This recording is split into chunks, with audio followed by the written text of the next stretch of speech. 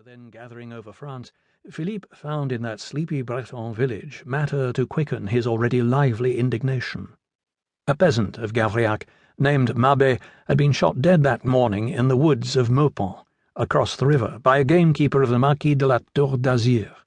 The unfortunate fellow had been caught in the act of taking a pheasant from a snare, and the gamekeeper had acted under explicit orders from his master.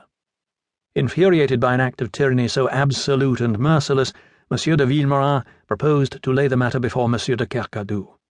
Mabé was a vassal of Gavrillac, and Villemorin hoped to move the Lord of Gavrillac to demand at least some measure of reparation for the widow and 3 orphans which that brutal deed had made. But because Andr-Louis was Philippe's dearest friend, indeed his almost brother, the young seminarist sought him out in the first instance. He found him at breakfast, alone in the long, low-ceilinged, white-panelled dining room at Rabouillet's, the only home that Andr-Louis had ever known, and after embracing him, deafened him with his denunciation of Monsieur de la Tour d'Azur. "I have heard of it already," said Andr-Louis. "You speak as if the thing had not surprised you," his friend reproached him. "Nothing beastly can surprise me when done by a beast, and la Tour d'Azur is a beast, as all the world knows. The more fool Mabé for stealing his pheasants. He should have stolen somebody else's. Is that all you have to say about it? What more is there to say? I've a practical mind, I hope. What more there is to say I propose to say to your godfather, Monsieur de Kercadiou. I shall appeal to him for justice." "Against Monsieur de la Tour d'Azur?" Andr-Louis raised his eyebrows. "Why not? My dear, ingenuous Philippe, dog doesn't eat dog. You are unjust to your godfather. He is a humane man." "Oh, as humane as you please. But this isn't a question of humanity. It's a question of game laws." Monsieur de Villemorin tossed his long arms to heaven in disgust. He was a tall, slender young gentleman, a year or 2 younger than Andr-Louis. He was very soberly dressed in black, as became a seminarist, with white bands at wrists and throat and silver buckles to his shoes.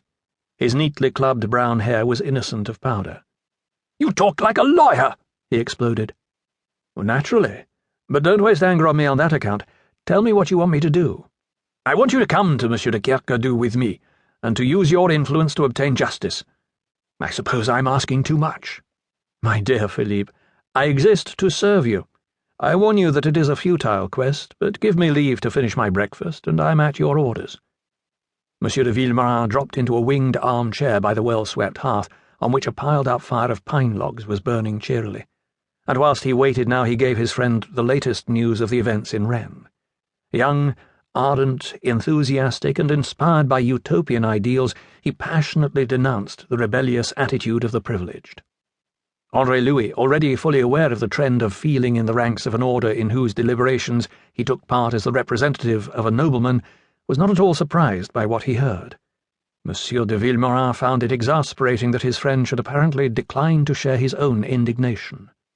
"Don't you see what it means?" he cried. "The nobles, by disobeying the king, are striking at the very foundations of the throne. Don't they perceive that their very existence depends upon it? That if the throne falls over, it is they who stand nearest to it who will be crushed? Don't they see that? Evidently not. They are just governing classes, and I never heard of governing classes that had eyes for anything but their own profit. That is our grievance. That is what we are going to change." "You are going to abolish governing classes?" "An interesting experiment. I believe it was the original plan of creation, and it might have succeeded but for Cain. What we are going to do," said Monsieur de Villemorin, curbing his exasperation, "is to transfer the government to other hands." "And you think that will make a difference?" "I know it will." "Ah, I take it that being now in minor orders you already possess the confidence of the Almighty. He will have confided to you his intention of changing the pattern of mankind." Monsieur de Villemorin's fine ascetic face grew overcast.